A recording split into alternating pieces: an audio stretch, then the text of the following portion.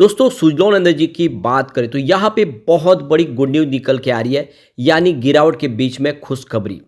Suzlon energy ने GST department के खिलाफ जो कोर्ट में केस दायर किया था, जो अपील की थी, जो उनके ऊपर पेनल्टी लगी थी, उस मामले में उनकी जीत हुई है। यानी जीएसटी डिपार्टमेंट को वो सारी पेनल्टी जो उनसे ली गई है वो वापस करनी होगी। यानी एक तरह से देखें तो ये काफ़ी बड़ा अचीवमेंट है सुजलॉन के लिए। इसका मतलब जो काम करे वो पारदर्शी तरीके से करे। जीएसटी डिपार्टमेंट की तरफ से जो पेनल्टी लगाई थी उसको एक तरह से वापस करने की यहाँ पे राय दी गई है, तो ये काफ़ी अच्छी है। इसके अलावा बहुत बड़ी एक अपडेट बिहार से निकल के आ रही है। बिहार सरकार भी रिन्यूएबल सेक्टर को लेकर अब काफ़ी बड़ा फैसला कर चुकी है। लेकिन एक जो अपडेट है वो ज़रा निराशाजनक है रिन्यूएबल सेक्टर के लिए। क्या है उस अपडेट में, उसको समझेंगे। आज बहुत बड़ी गिरावट हुई बाजार में और लगातार 3-4 ट्रेडिंग सेशन में बाजार गिर रहा है और काफ़ी बड़ी गिरावट हो रही है। तो ये सारी बातों को समझेंगे, सुजलॉन के आगे की क्या संभावना उसको जानने की कोशिश करेंगे। लेकिन फ्रेंड्स, उससे पहले अगर आप पहली बार हमारे चैनल पे आए तो चैनल को सब्सक्राइब कर दीजिए, एक बेल आइकॉन दबा दीजिए ताकि जब भी नया वीडियो बने पहला नोटिफिकेशन आपको मिले। वीडियो पसंद आए तो लाइक से जरूर कीजिए। चलो फ्रेंड्स, वीडियो स्टार्ट करते हैं। मैं हूँ आपका दोस्त एसबी दवे और हमारे अपने चैनल ऑनलाइन कमाई में आपका बहुत बहुत स्वागत है। तो सबसे पहले बाजार की बात कर ले। आज बीएसई सेंसेक्स 79,218 के स्तर पे क्लोजिंग दी है और 964 पॉइंट की गिरावट हुई है। यानी 1.20% गिरा बीएसई सेंसेक्स। अब देख सकते हो कि लगातार पिछले 2 ट्रेडिंग सेशन में हमने 1500 पॉइंट की तेजी देखी और फिर से लगभग 1000 पॉइंट की गिरावट। तो ये जो गिरावट है लगभग 2500 पॉइंट के आसपास सिर्फ 3 ट्रेडिंग सेशन में हो गई है। बाजार लगातार गिर रहा है। अब देख सकते हो कि ये पिछली बार जब गिरावट थी 78,000 तक गया था बाजार, वहां से इसने एक बाउंस बैक दिया, अच्छी खासी तेजी बनी, स्टॉक कुछ रिकवर भी हुए, लेकिन फिर गिरावट का माहौल बन गया। तो अभी फिलहाल एफआई का रुझान स्टॉक को लेकर पॉजिटिव नहीं है, वो अपनी बिकवाली कर रहे हैं, जिसकी वजह से बाजार संभल नहीं पा रहा है। आज निफ्टी एनर्जी में भी गिरावट थी, तो 35,628 के स्तर पे आ चुका है निफ्टी एनर्जी। यहाँ पे 353 पॉइंट यानी लगभग 350 पॉइंट की गिरावट हुई है। 0.98% गिरा आज निफ्टी एनर्जी। यानी निफ्टी एनर्जी में भी 1% के आसपास की गिरावट देखने को मिली। तो कुल मिला के इसका निगेटिव असर देखने को मिला सुजलॉन में। लेकिन अच्छी बात ये रहेगी, इसको कह सकते हैं हम कि सुजलॉन की एक तरह से ये जीती है कि इतनी बड़ी गिरावट के माहौल में भी 1% ही गिरा सुजलॉन, कोई बड़ी गिरावट नहीं है। यानी इस लेवल पे स्टॉक मजबूत दिख रहा है। तो देख सकते हो कि स्टॉक की जो शुरुआत है वो निगेटिव हुई, क्योंकि बाजार में गिरावट का माहौल था। 66.50 पर क्लोजिंग कल 67.95 के आसपास थी। अब यहाँ से देख सकते हो कि 66.20 का इंट्राडे का लो बना। निचले लेवल से शुरुआत हुई लेकिन रिकवर कर गया, ये सबसे बड़ी बात है, क्योंकि इंट्राडे का जो हाई है वो 68.58 का है। यानी इस गिरते बाजार के माहौल में भी इसने दिन में तेजी जरूर बताई है। कल की क्लोजिंग के मुकाबले बेहतर हुआ, लेकिन जैसे कि नरमी का बहुत वातावरण था, कुछ दबाव देखने को मिला। इस वजह से क्लोजिंग अंत में 67.14 के आसपास रही, जहाँ पे 1.19% की हमें गिरावट देखने को मिली। इसकी परफॉर्मेंस देखें तो आज का लो 66 का, लेकिन हाई 68 का, जो बेहतर प्रदर्शन करता हुआ दिखाई देगा। इसका 52 वीक का जो लो है वो 33.90 का है।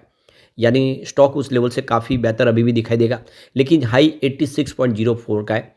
यानी ऊपर के लेवल से स्टॉक काफ़ी ज़्यादा करेक्ट भी हो चुका है, क्योंकि बाजार भी उसी हिसाब से नीचे आया है। ऑल टाइम लो रेंज इसकी 1.70 की, आप देख सकते हो ये कोविड काल में आया था, उसके बाद में इसने बहुत बेहतर भी किया।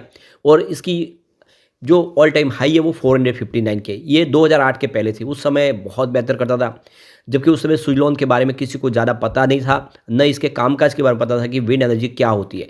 अब बहुत कुछ सरकार ने यहाँ पे इस सेक्टर के लिए किया है और इसका फ़ायदा देखने को भी मिलेगा। तो आने वाले समय बेहतर उम्मीद की जा सकती है। अब जो बड़ी अपडेट निकल के आ रही है, सुजलॉन एनर्जी ने एक्सचेंज को जानकारी दी है कि यहाँ पे उनको जो लेटर मिला था 4 अप्रैल 2024 को, इस लेटर के अंदर जीएसटी डिपार्टमेंट तमिलनाडु की तरफ से उनके ऊपर पेनल्टी लगाई गई थी। और ये पेनल्टी थी 98,79,340 रुपीज़ का, या मोटे मोटे ये कह सकते हैं कि 1 करोड़ के आसपास की पेनल्टी लगाई गई थी जीएसटी डिपार्टमेंट तमिलनाडु की तरफ से। और कंपनी ने ऑलरेडी ये पेनल्टी पेड कर दी थी, यानी कंपनी ने सारे पैसे चुका दिए थे। लेकिन उसके बावजूद भी जैसे कंपनी को ये यकीन था कि उन्होंने अपनी तरफ से कोई गलत नहीं किया है, तो उन्होंने इस मामले की जो देख सकते हो कि पूरी सुनवाई के लिए अपील की थी। देख सकते हो कि ऑनरेबल अपीलेट अथॉरिटी मदुरई, तो यहाँ पे मदुरई बेंच के अंदर इन्होंने देख सकते हो कि अपनी इस मामले को रखा था, जहाँ पे जो मामला है वो सुजलॉन के फेवर में आया है।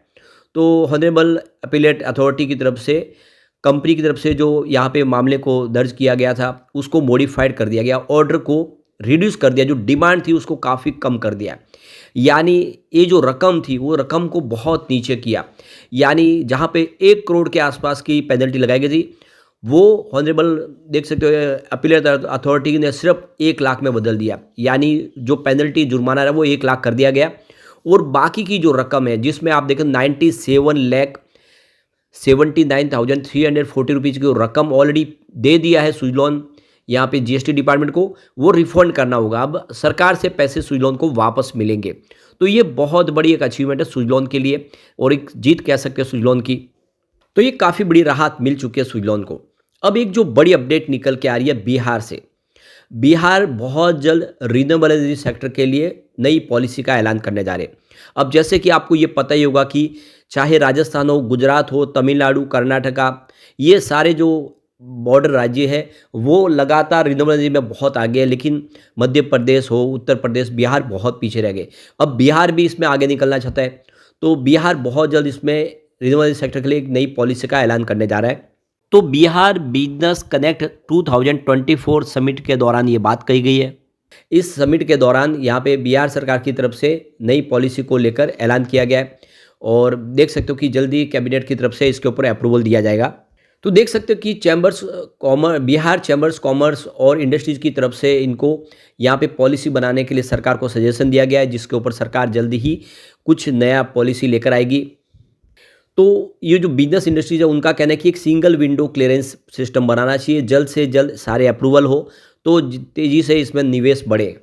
तो यहाँ पे इन्वेस्टर मैन्युफैक्चरिंग करें थे, पावर डिस्ट्रीब्यूशन, ट्रांसफार्मर्स और इसके अलावा स्मार्ट मीटर रिपेयरिंग का काम, ये सारी चीज़ें यहाँ पे करना चाहते हैं पावर सेक्टर को लेकर। तो जुलाई 2025 तक सोलर प्रोजेक्ट की यहाँ पे करीब 185 मेगावाट की कैपेसिटी और 254 मेगाहर्ट्ज बैटरी स्टोरेज के ऊपर प्रोजेक्ट सरकार की तरफ से आता हुआ दिखाई देगा।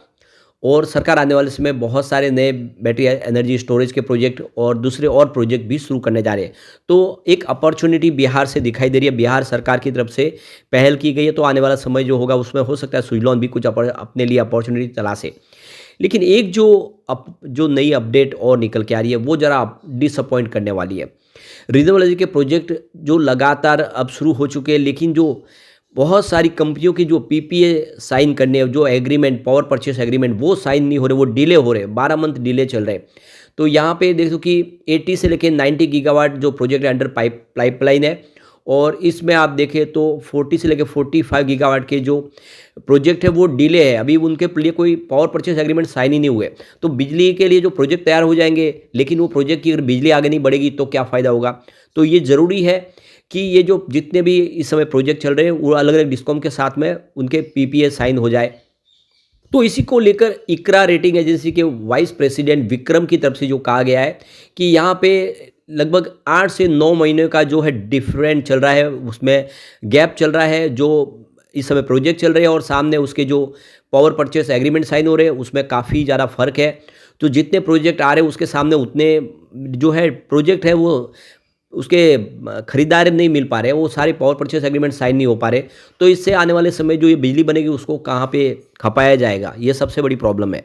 बिडिंग प्रक्रिया तो बहुत तेज़ी से चल रही है, बहुत सारी सरकारी कंपनियां अब बिड लेके आ रही है और उसमें काफ़ी ज़्यादा बिड जो लगा है उसमें कम जीत भी हो रही है। सुजलॉन भी एनटीपीसी का एक बड़ा प्रोजेक्ट ले चुकी है, लेकिन जो एनटीपीसी और दूसरी जो और कंपनियाँ हैं जिसमें आप देख सकते हो कि एनएचपीसी लिमिटेड है, ये लोग अब कंपनियों के ऑलरेडी प्रोजेक्ट तो इन्होंने काफ़ी लाया, एससीआई, एसजेवीएन है, लेकिन उनके लिए सामने अभी तक उन्होंने जो ऑक्शन के बाद अगर वो बिडिंग प्रक्रिया पूरी होने के बाद जो एग्रीमेंट होने वो एग्रीमेंट नहीं हुए। अभी तक एग्रीमेंट के बिना ही ये टेंडर लाए जा रहे हैं और इससे आने वाले समय और मुसीबत हो सकती है।